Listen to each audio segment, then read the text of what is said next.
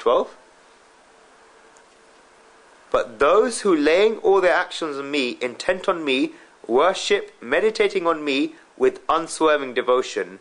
In this verse, Shri Krishna is talking that those devotees who worship him with unswerving devotion, they offer all their actions to him, are intent on him, worship him and meditate on him. The next verse describes what happens to such devotees, but we must understand this verse first.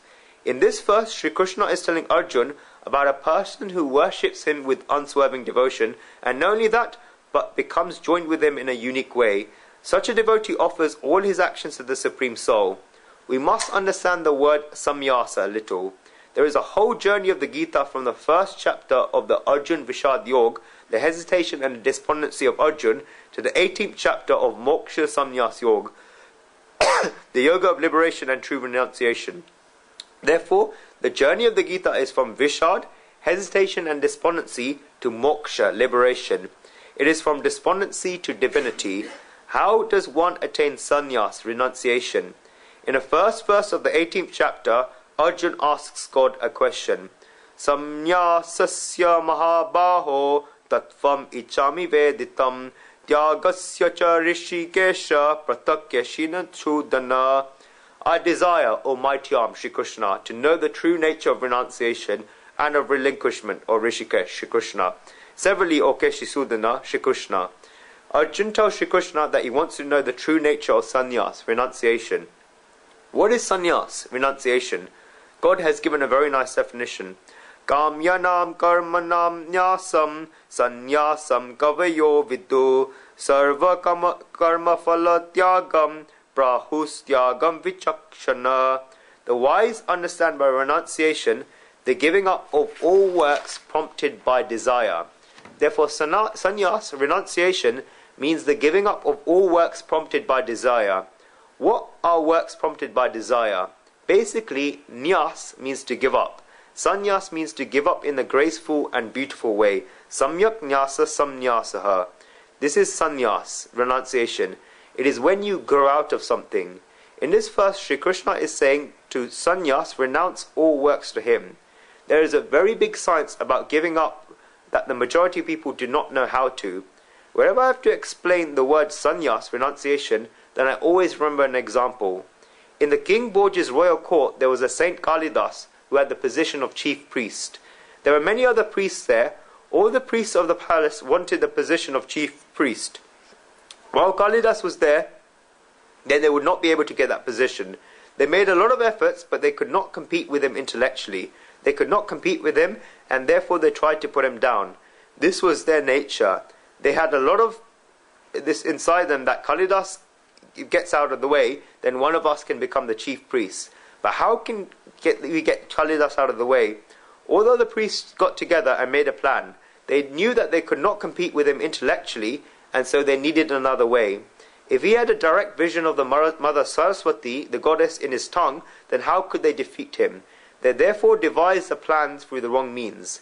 This is always a difficulty with people. When they cannot go through the straight route, then they start going through the wrong route. If we cannot hold someone's hand, then we begin to pull their feet. Two things can happen. Either we can hold their hands and walk with them, but if we do not have the courage to do this, and if we do not have the intellectual honesty to do this, then the second thing happens where we begin to pull their feet. Many people could not hold their hands and walk, and therefore they begin to pull their feet. They made a plan. The event was such that it was a morning when Kalidas was sitting on the swing outside his house, reading a newspaper, and all these priests were watching him. He must have been drinking tea. Even Kalidas reads newspapers. Why can you not read newspapers? Why is it only us that can read newspapers? Even Kalidas can read newspapers called the Ujjain Times or the Ujjain Samachar. You can read these. Kalidas was reading this, and there were about 15 to 20 priests, and they walked towards him. Kalidas saw that all these priests were coming towards him, and he thought that when all these priests have got together, then it must be something dangerous. Otherwise, priests would never get together. And if they got together, then they would never walk together. Kalidas thought that all of these have come together, and he thought about where they must be going. He realized that they were coming towards his house. Kalidas thought that he would not have to worry and let them come. Because these priests has come, he put his half-full cup of tea to the side, left his newspaper, and welcomed all of them. They came into his house, and he let them sit down. He said that he considered himself very lucky that all these knowledgeable priests had come to see him in the morning. He gave them all water and tea. Kalidas asked them what he could do to serve them. They started putting their plan into action, and one of the priests told him that we've stayed in the palace for a long time and the king respects knowledgeable people a lot. He said that they enjoy a lot of respect, but now it has become too much. He said that they have made a decision that they should now all renounce everything and give up the material world so that they can search for the path of liberation. They said that they had decided this but wanted to take Kalidas with them because he was one of them and their leader. Kalidas said that this was a very good plan of theirs, that this was a good idea, and asked when and where and when they planned to take it. The priest said that if they planned to take him with them and that they would go to Kasi and meet a well-known sannyasi. Kalidas agreed to go with them. He said that if they all say so, then there's no way he can object to such a nice thought. They all left. Kalidas went with them and they reached Kasi. They went to a very great sannyasi named Latradandi Swami, and inside his hermitage, they told the sannyasi that they were priests of the King Bhoj's kingdom. They had given up the material world and they had decided to become sannyasis, and asked him to give them initiation into sannyas. Latradandi Swami agreed to do this and asked them to come one by one. He asked who wants to go first. The priest said that Kalidas would go first. Their plan was that Kalidas would go first and become a man of renunciation, then they would all go back without him, so that once he becomes a sannyasi, he would not be able to come back into the palace. Such was their plan.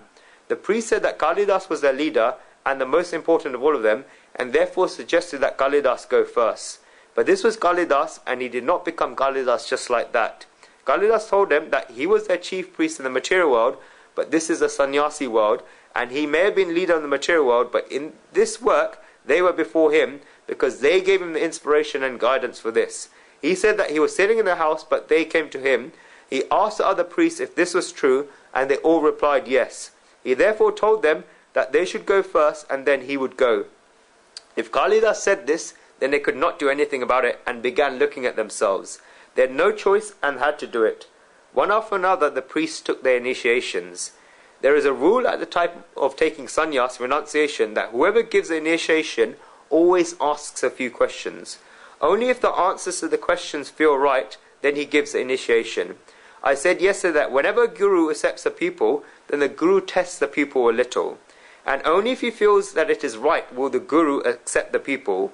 The guru doing the initiation always asks a question, and if he thinks that the person still has not lost the interest in the material world, then he does not initiate them. Tridandi Swami asked each of the priests what their wishes were. One of the priests said that he wants to go to the Sarai river to think about Sri Ram and become one with Sri Ram in the remaining years of his life by cutting away the bondages of his body.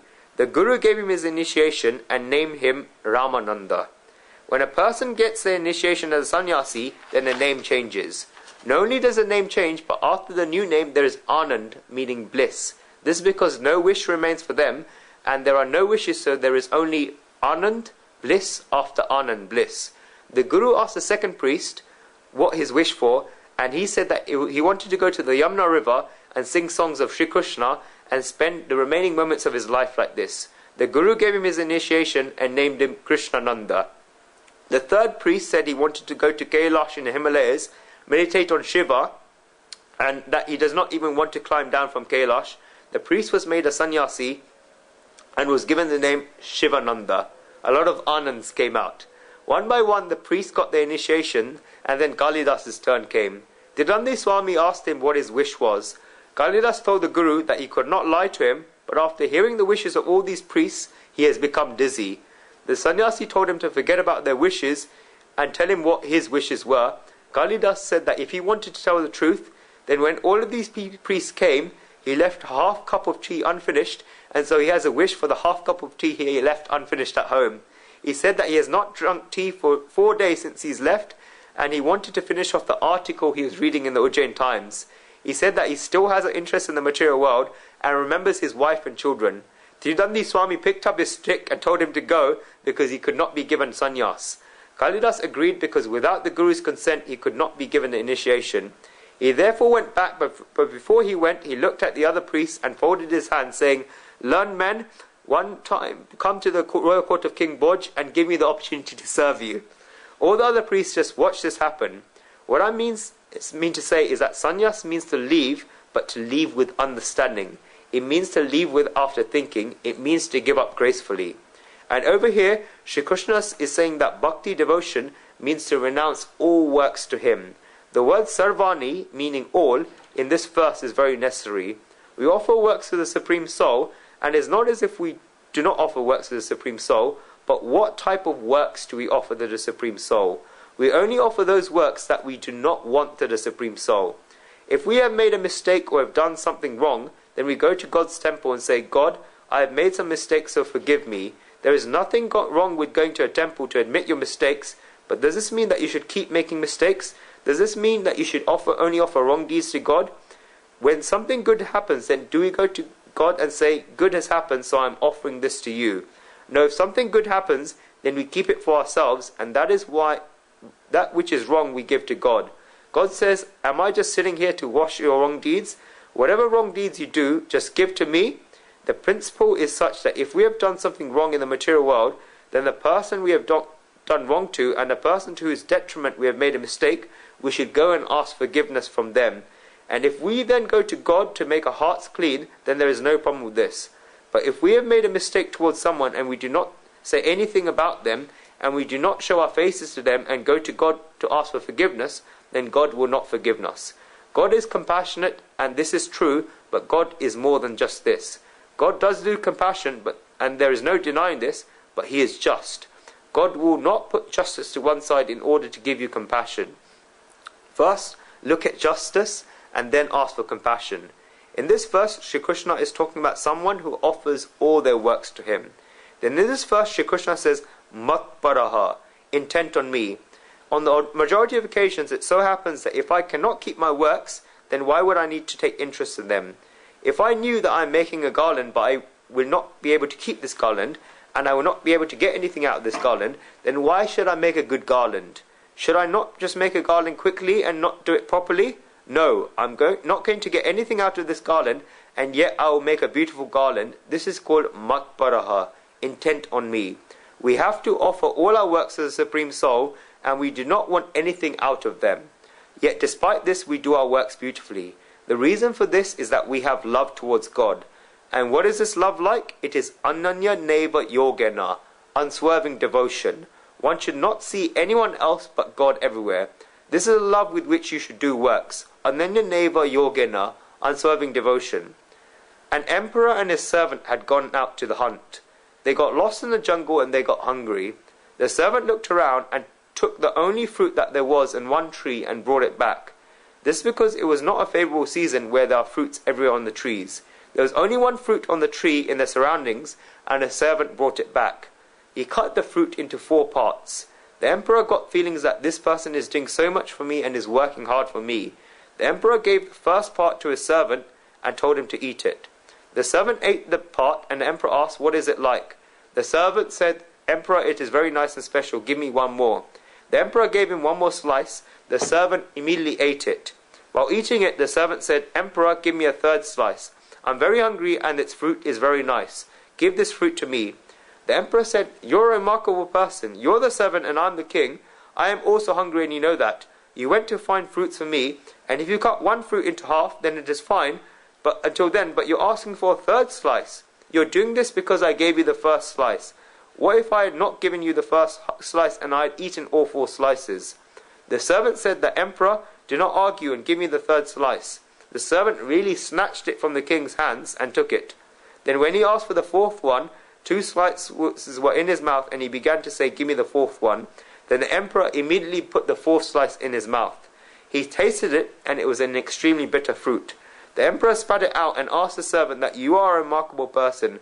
Why did you ask me for and eat these 3 slices? You should have told me while eating the 1st slice that it is bitter. Why did you not say this? The servant said that, Emperor, I have been eating sweet fruits through these hands until now, and therefore I should also eat some bitter fruits with those hands, so I do not have to complain about this. This is called Ananya Neva Yogena, unswerving devotion. The servant said that until now you had looked after me. If you give me this slice and say that it is bad, then this is not an insult to the slice but to the emperor. How can something that the emperor gives me be bad?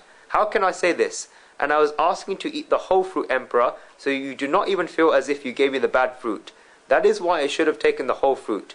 I do not even want to let you know that this fruit is bad. When so much feelings and so much loves get tied with the Supreme Soul, then one accepts it if one gets the sweet fruits of happiness in this life, and in the case of the bitter fruit of sorrows come, then one will have ananya neva yogena, unswerving devotion. One should not complain. When one complains, then a differentiation is made. This is because, what can you call a complaint? You can only complain about someone who is not yours. You can never complain about someone who is yours. In everyday life, people say it differently. When people are living in a house and fight, then they say, why are you fighting? They say, it is because I love you that I'm fighting with you. Can I say anything to someone on the outside? Have I done anything wrong in loving you? It is because we are close and because we're in the same house that I'm telling you this. It is because they are of the same house, that is why you should not say anything to them. It is because you love them that you should not complain about them. So many things have become the wrong way around in life. When there is true love, then no complaints remain. Anyana neva yogena, unswerving devotion. Shri Krishna then says, Mam dhyayanta upasate, meditating and worshipping on me. One should meditate on God and worship God. What happens to such a person? We'll see in the next verse.